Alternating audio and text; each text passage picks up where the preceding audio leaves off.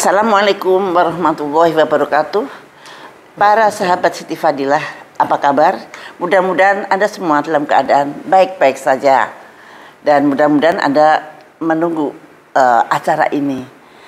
Pada siang hari ini saya mendapat tamu yang sangat istimewa.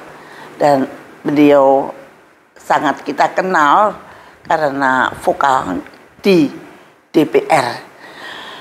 Kira-kira kalau anggota DPR itu kalau tidak vokal, bagaimana coba?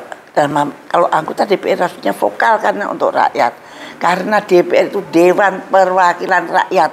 Kepada mereka lah aspirasi rakyat disampaikan. Dan mudah-mudahan DPR masih bisa dipercaya oleh rakyat.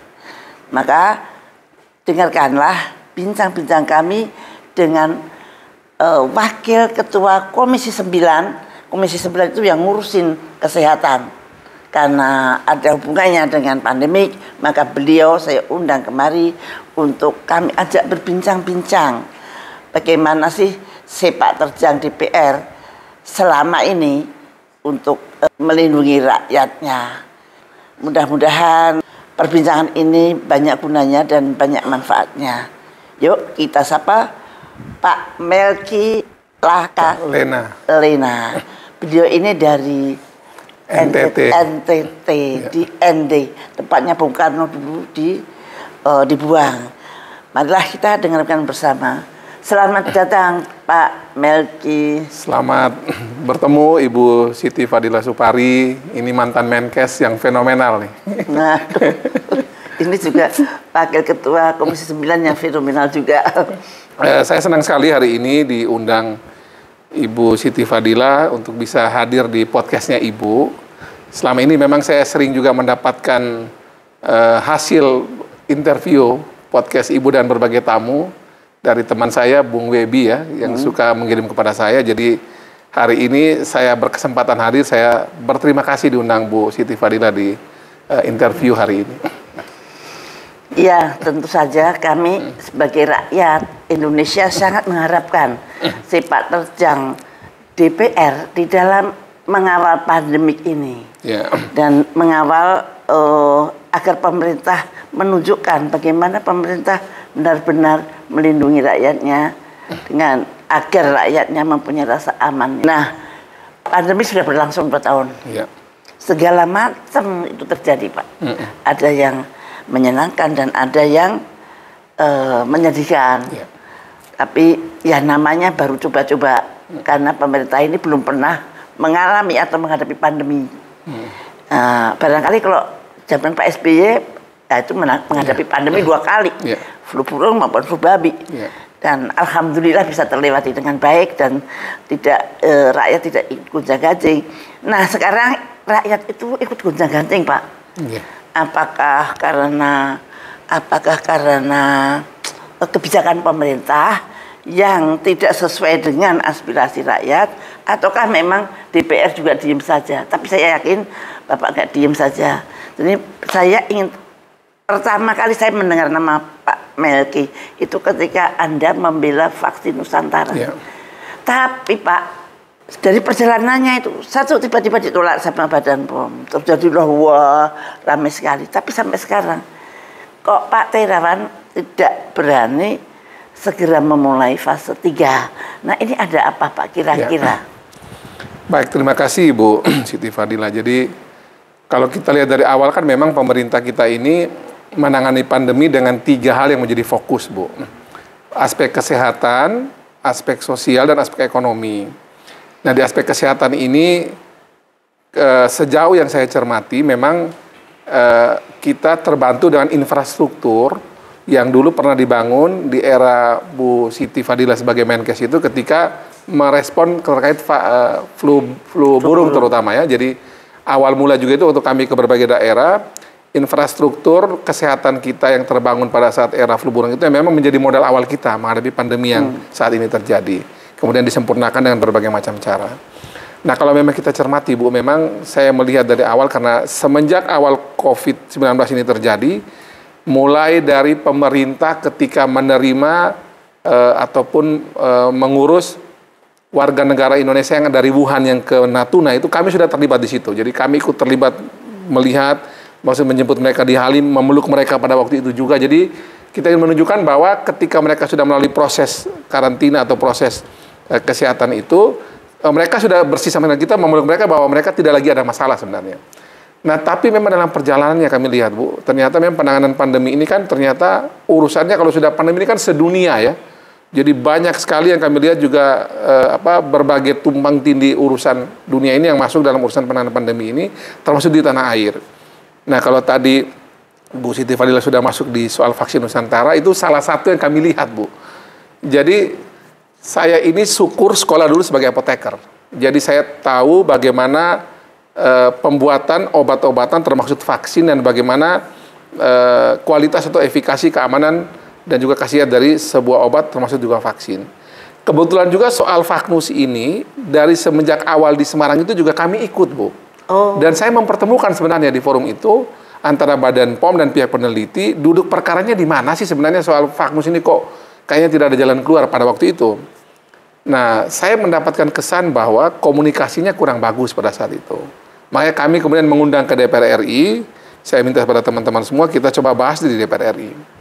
Nah, pembahasan di DPR RI juga itu kalau kami ikuti dari awal, sebenarnya perdebatannya bagus. Nah, cuman kan akhirnya perspektif di luar itu berkembang bahwa seolah-olah DPR RI itu kan mempolitisasi soal Vaknus ini.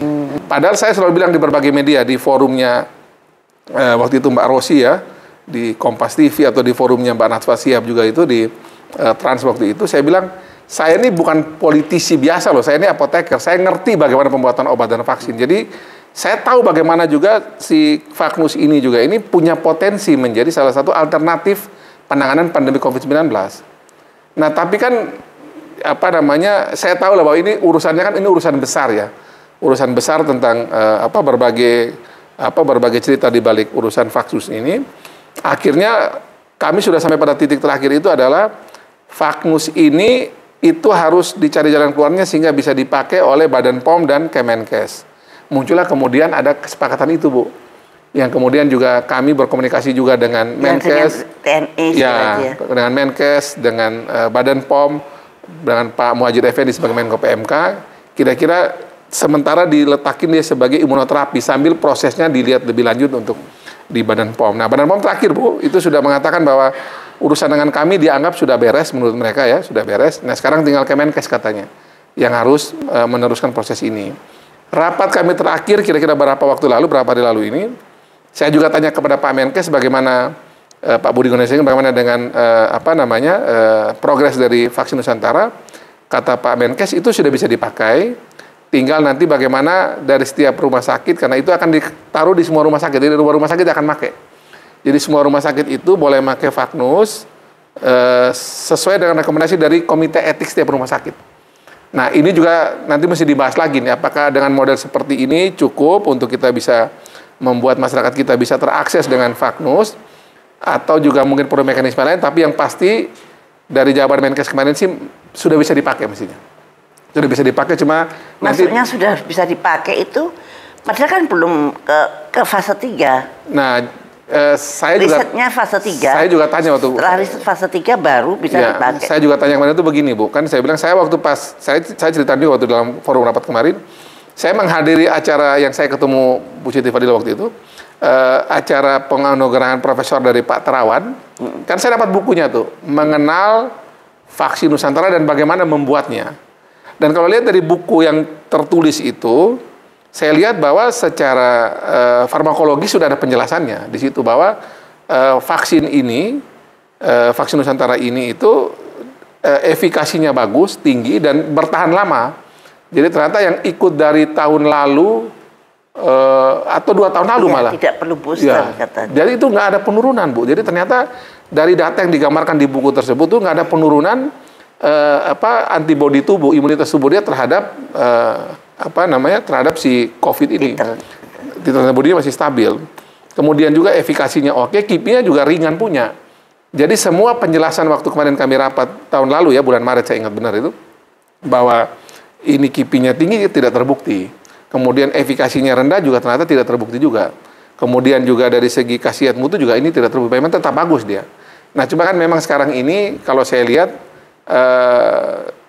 kita secara bersama ya mesti yang saya dengar sih alat yang dipakai itu memang harus diproses dulu, Bu. Alat yang dipakai untuk memproses Vagnus ini kan mesti ada lulus izin edar dulu dari Kemenkes. Jadi ini model vaksin dengan pola baru memang ini. Jadi kalau vaksin biasa itu kita dapat vaksin, kita suntik vaksin jadinya ke badan kita. Nah ini vaksin kan akan berproses dengan suatu proses tersendiri lagi. Justru sebetulnya temuan dari Terawan, Dokter Terawan itu ada di sini. Di alatnya itu, di teknologinya itu yang Badan POM juga belum ngerti waktu itu. Memang, karena ini unik, karena ini bukan vaksin seperti vaksin yang konvensional, antigen antibody proses titik. Nah, ini tidak. Ini ada suatu proses yang rahasia, maksudnya tapi nanti dipatenkan untuk Pak Prof Terawan. Nah, itulah yang akan disebarluaskan. Benar. Jadi memang waktu tahu tentang bagaimana proses pembuatan vaksin dengan cara baru ini, memang banyak orang juga baru ngeh, Bu, baru kaget, baru sadar. Kalau kita membayangkan bahwa ini vaksin dengan, kalau dulu kan orang selalu pakai inactivated ataupun yang sudah mati misalnya, ataupun rekombinan. Sekarang udah ada mRNA. Kemudian sekarang sudah sampai pada yang punya Pak Terawan lagi, model yang paling baru ini. Nah, jadi memang model baru ini yang saya lihat seluruh negara sedunia kan nggak ada model begini. Baru dan yang belum pernah ada. Ini yang pertama kali vaksin dengan pola baru yang ya memang Pak Terawan kan modelnya begitu kan. Bu Fadila kan kenal baik Pak Terawan. Orangnya kan selalu bikin temuan-temuan yang memang mendahului zamannya. Nah, cuman kita tidak menyesuaikan dari segi regulasi dan aturan sehingga kita kayak kemarin ribetnya di situ. Nah, sekarang sudah bisa dipakai. Tinggal nanti saya kira tinggal bagaimana alat untuk pembuatan ini juga bisa diproses, izin edar dari Kemenkes keluar. Dan apabila memang model tadi dengan komite etik rumah sakit misalnya juga mungkin tidak begitu memenuhi kebutuhan masyarakat tentang Vagnus, mungkin perlu dicari lagi polanya. Tapi yang kemarin Pak Menkes katakan bahwa itu sudah bisa dipakai. Sudah bisa dipakai. Tuh caranya pakai apa ya? Apa pakai surat? Karena saya menghubungi Pak Terawan belum ada suratnya, Bu. Lah, piye toh? Lah katanya itu sudah ditulis di mana-mana loh, bahwa Anda sudah oke untuk menjadi booster, sampai Pak Prabowo juga disuntik sebagai booster. Nah, tetapi belum ada suratnya, Bu. Nah, jangan-jangan Pak Menkes tidak ngeh kalau mesti butuh surat. Mungkin nanti kalau soal-soal tadi Bu Siti Fadila, jadi kami juga tentu kalau ada catatan semacam ini, kami juga nanti kan akan ada proses komunikasi lanjutan nanti dengan Kemenkes di forum-forum lain. Akan kami minta untuk nanti bisa direspon segera sehingga keinginan kami juga sama, Bu. Vagnus ini mesti segera dipakai.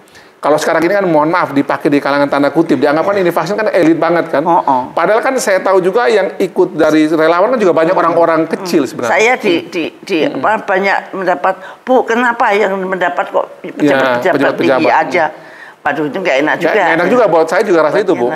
Padahal kan yang jadi relawan kemarin yang saya tahu di Semarang itu kan ada tukang parkir, ada para pekerja-pekerja kelas bawah lah, itu juga banyak juga menjadi relawan kemarin waktu di Semarang.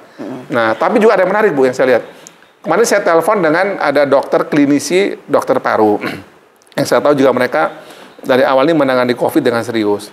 Nah, dia katakan bahwa, dokter Pompi ya, salah satu diantaranya, dia katakan bahwa sel T ini sekarang di WHO dan di berbagai negara itu menjadi salah satu alternatif yang menjanjikan sebenarnya.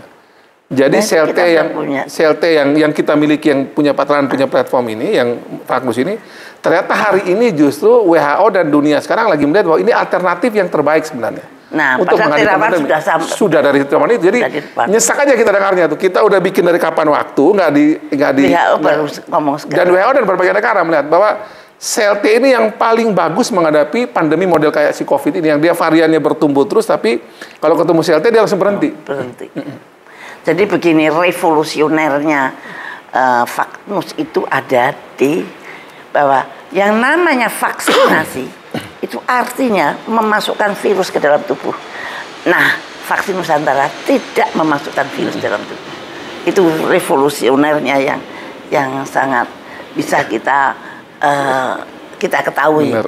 Nah, ini yang masyarakat tidak banyak tahu.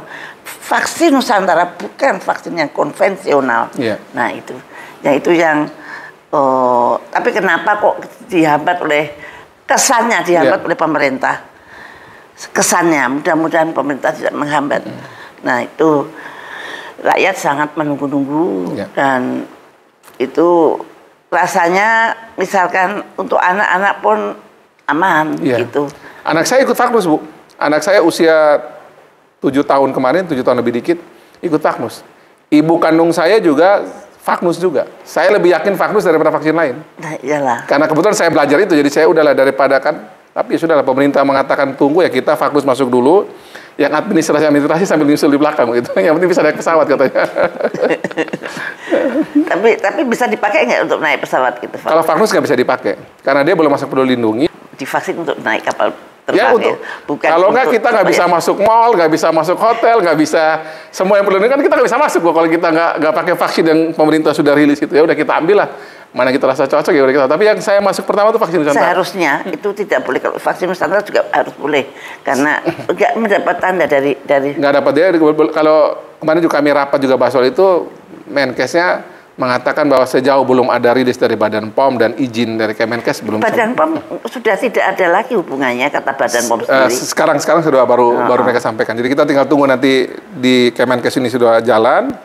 Mudah-mudahan dia punya alat yang untuk membuat Faknus ini sudah bisa dapat izin edar dan berproses dengan aturan di sana sudah bisa dipakai, Bu.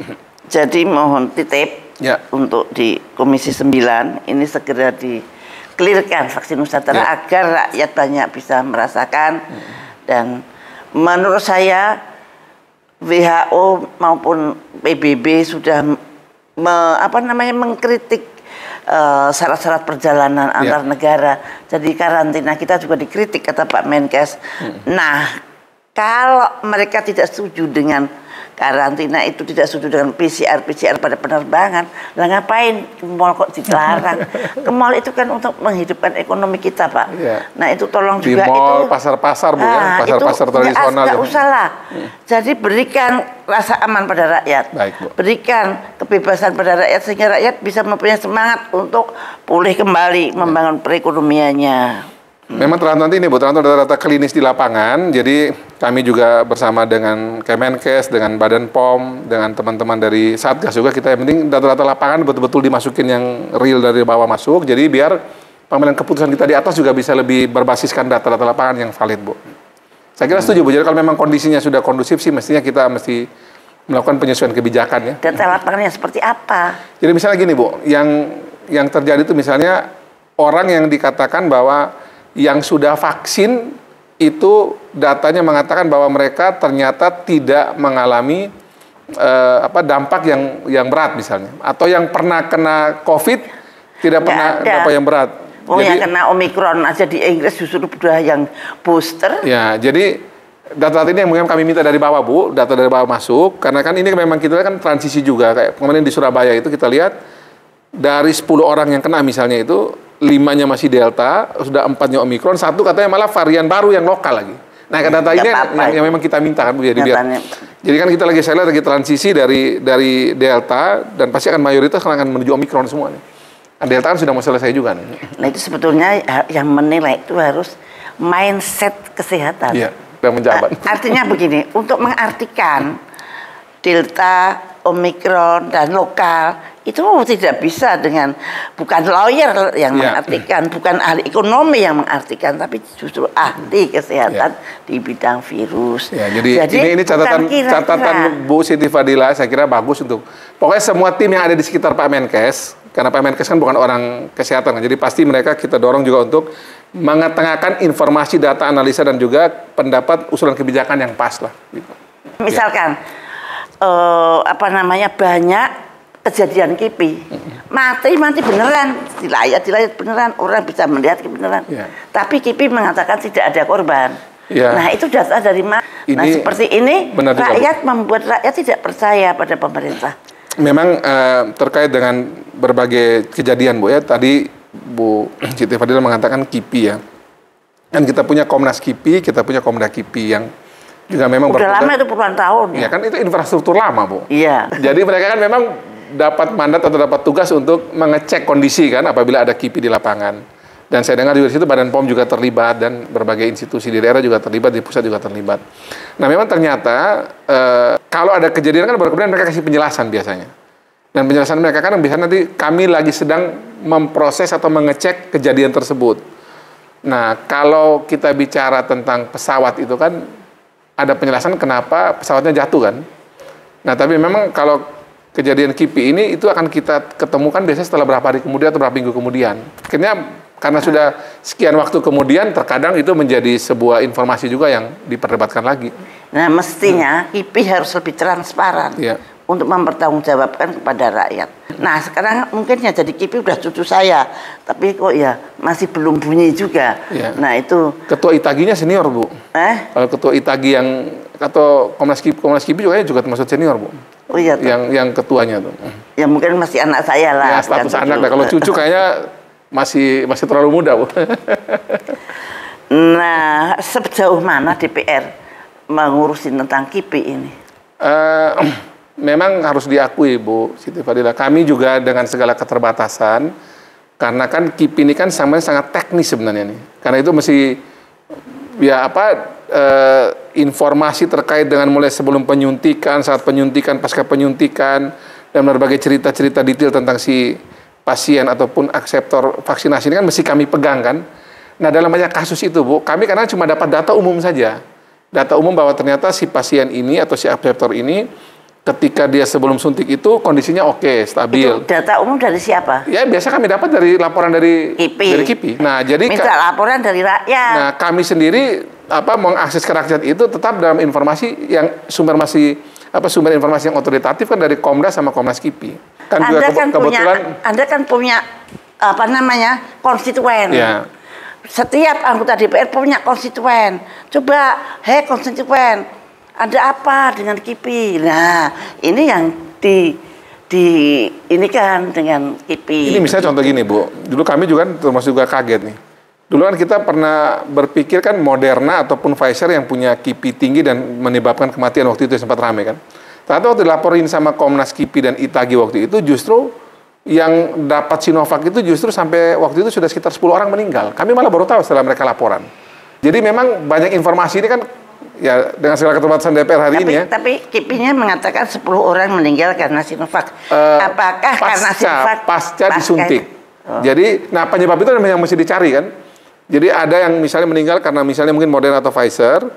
Ada juga meninggal karena mungkin Sinovac suntik lebih banyak, jadi memang lebih banyak yang meninggal. Tapi setelah ditelusuri, laporan mereka setelah dicek oleh dokter, dicek oleh ahli, dicek oleh petugas yang mengecek tentang penyebab kematian, umumnya itu bukan karena faktor vaksinasi. Nah itu. Mesti cek lebih lanjut. Mestinya ada parameter yang disebut karena vaksin itu bagaimana atau yang disebut misalkan begitu disuntik dengan vaksin terjadi penggumpalan darah di dimernya naik kemudian terjadi stroke-nya terjadinya pada hari ke-6 padahal ini KIPI cuma 2 kali 24 jam. Nah itu sudah di luar KIPI. Benar. Itu memang teknis ya.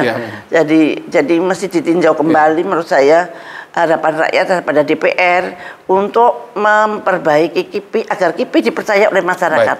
Nah dan menurut saya DPR kalau mencari data jangan dari KIPI, jangan mencari data dari rakyat. Rakyat itu punya data yang sangat valid.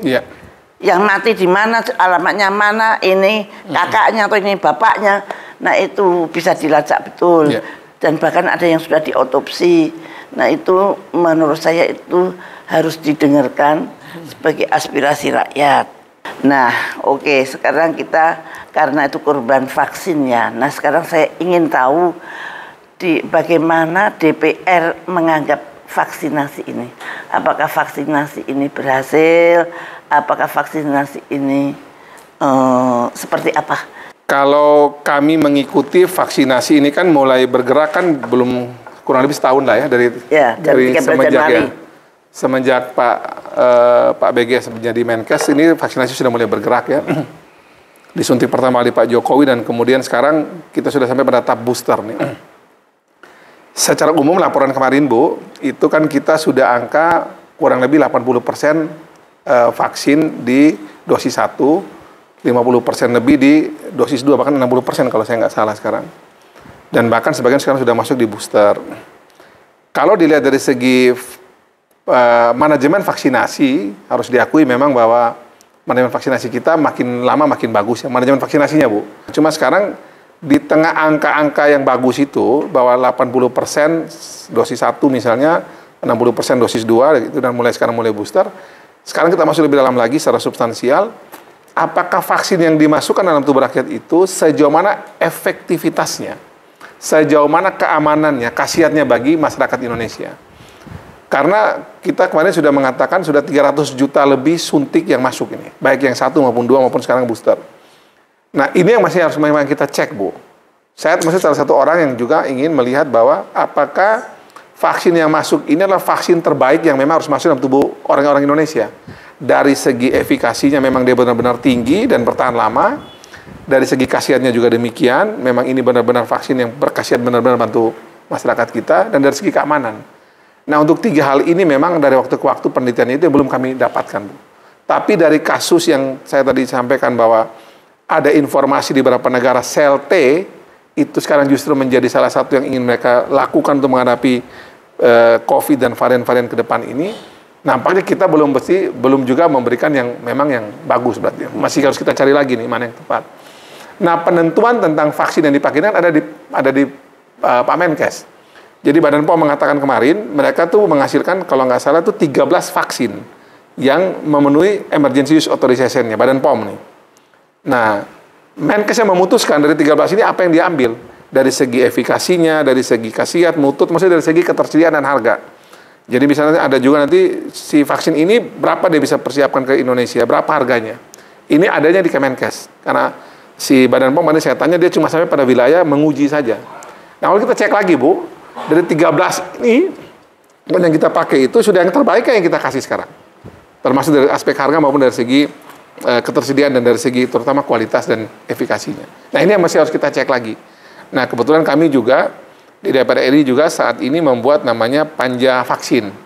Jadi sudah disepakati oleh seluruh fraksi kemarin, kami sudah rapat, seluruh fraksi, dari 9 fraksi semua setuju, untuk Komisi 9 kita buat panja vaksin COVID-19 untuk mengecek bagaimana dari mulai pengadaan, tata kelola, dan bagaimana pada saat kita penyuntikan ke lapangan. Termasuk yang KIPI tadi. Itu ya yang saya dengarkan ya. Itu dari atas ke bawah. Tapi tidak ada yang bottom up. Tidak tahu siapa yang harus divaksin dan siapa yang tidak bisa divaksin. Jadi rakyat itu ada yang mempunyai hak yang tidak divaksin. Itu kelewat begitu saja. Prosedur dilanggar begitu saja.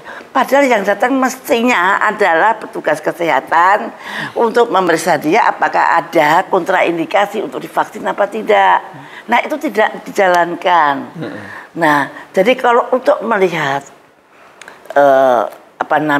vaksinasi itu jangan dilihat, jangan hanya penyampaian vaksin itu pada rakyat, tapi juga bagaimana proseduralnya. Misalkan yang tidak boleh divaksin ya jangan divaksin, meningkatkan kematian pasca vaksin, sehingga pasca vaksin banyak yang mati, tapi ternyata yang salah ada pemilihan pasien. Nah, kemudian seolah-olah mau di 100%, nggak perlu 70% Anda sudah cukup. Sekarang saya dengar herd immunity sudah 96% di Jakarta dan di Batam 86%. Kalau sudah 96%, mestinya tidak perlu lainnya lagi divaksin. Artinya komunitas ini adalah sudah terlindung dengan adanya herd immunity itu. Katanya ada penelitian dari kalau nggak salah dari Pak Pandu atau siapa saya nggak ngerti, bahwa mereka mengukur titer antibody dan ternyata sudah cukup tinggi pada 96%. Serologinya, Bu, kayaknya memang penelitian serologinya katanya udah seperti yang tadi. Nah, kalau sudah seperti itu dipakai dong data penelitian. Sudah berarti harusnya tidak perlu lagi yang lainnya divaksin itu. Tapi ya kalau masih ada yang 50% sekali ya bolehlah diselanjutkan 2 kali misalkan. Tapi terutama Indonesia Timur itu paling banyak tuh, dari Papua Barat masih harus banyak yang kita. Memang data lapangan yang penting untuk kita pegang ya saya kira. Nah itu kebijakan-kebijakan itu menurut saya belum komplit supaya vaksinasi itu sukses. Ya. Sukses dalam tanda petik. Ya. Ya. Dari awal sebetulnya satu, apakah kita perlu vaksinasi? Dan kalau vaksinasi siapa saja yang perlu divaksin? Siapa itu orangnya? Mana daerah mana? Ya. Dan itu. Memang kalau saya lihat Bu, jadi kenapa kalangan-kalangan non-nakes juga terlibat? Artinya dilibatkan untuk ini karena ada target percepatan vaksinasi karena waktu itu memang banyak stok vaksin masuk dan harus segera disuntikan karena setelah expired. Ya, takut expired kan. Apalagi setelah juga donasi-donasi banyak masuk, Bu. Jadi kemarin juga penjelasan dari Pak Menkes bahwa ternyata karena kecepatan vaksinasi kita nih yang tinggi, itu banyak negara itu yang dia punya vaksinnya mau expire itu karena di negaranya sendiri juga kan masyarakatnya juga mungkin Jadi tolak. kita untuk buangan vaksin-vaksin yang mau Jadi expired. vaksin yang mau expire itu dikirim ke Indonesia untuk kita pakai. Dan ternyata kan juga sampai di sini kan juga kemarin laporannya sudah hampir 1 juta lebih juga yang kalau yang juga total semua yang donasi ini ya, yang kemudian expire ya, kadaluarsa. Ini salah satu juga yang kemarin juga akan kami lihat. Nah, tapi memang tadi Bu, kalau soal menyangkut non-nakes itu karena ingin ada kecepatan vaksinasi, sehingga kemudian keterlibatan banyak kalangannya, TNI, Polri juga banyak membantu, tapi memang mereka itu juga semuanya sudah dilatih dulu untuk kemudian pada tahap awal harus mengecek betul siapa yang datang, kemudian dipastikan bahwa mereka siap untuk divaksinasi, dan berbagai macam itu sudah diketemukan. Tapi yang khusus yang rentan dan lansia yang itu memang itu harus tetap di nakes ya, di rumah sakit. Nah, ya itu yang di lapangan berbeda. Yang banyak foto-foto di lapangan datang. memang tentu Bu Fadila tahu lah kalau di lapangan ini kan banyak situasi lapangan memang. Mesti terus kita sorotin terus. Karena itu menyangkut hak asasi manusia ya. Dan hak-hak yang sangat prinsipil. Misalkan memilih vaksin seperti apa? Jangan vaksin yang hibah. Itu saya punya pengalaman. Pada waktu tsunami, itu kita mendapat bantuan obat-obatan dari negara-negara besar, tapi ternyata sudah expired semua. Sampai Badan POM waktu itu membakar puluhan ton dari orang luar negeri itu kalau ada yang expired untuk dihancurkan dan dibuang ke Indonesia, lebih murah dibuang ke Indonesia. Jadi mestinya Departemen Kesehatan yang sangat harus hati-hati. Expirednya seberapa, ininya seberapa. Kalau memang betul expired jangan dipakai. Gitu. Karena itu membahayakan rakyatnya sendiri. Benar-benar Bu. Nah, jadi karena KIPI yang tidak transparan, kita semua nggak tahu apakah korbannya seberapa sih dengan vaksinasi. Mungkin bukan karena vaksinnya, tapi orang malah percaya itu karena vaksinnya. Jadi coba direview kembali apa yang maksudnya Komnas KIPI, apa sih tujuannya. Nah, itu mudah-mudahan semuanya untuk kepentingan rakyat banyak, bukan untuk kepentingan sepihak saja. Sementara saya potong dulu Pak, nanti kita teruskan pada rekaman yang berikutnya. Demikianlah obrolan saya tentang vaksin dengan Pak Melki, Wakil Ketua Komisi 9 DPR RI. Dan mudah-mudahan unek-unek kita tersampaikan dan akan beliau sampaikan nanti di DPR, di panja vaksin. Banyak sekali masalah-masalah yang belum kita ungkap di sini, tapi mudah-mudahan nanti akan lebih lengkap lagi kalau kita bisa ketemu dengan panjanya. Terima kasih atas perhatiannya. Wassalamualaikum warahmatullahi wabarakatuh.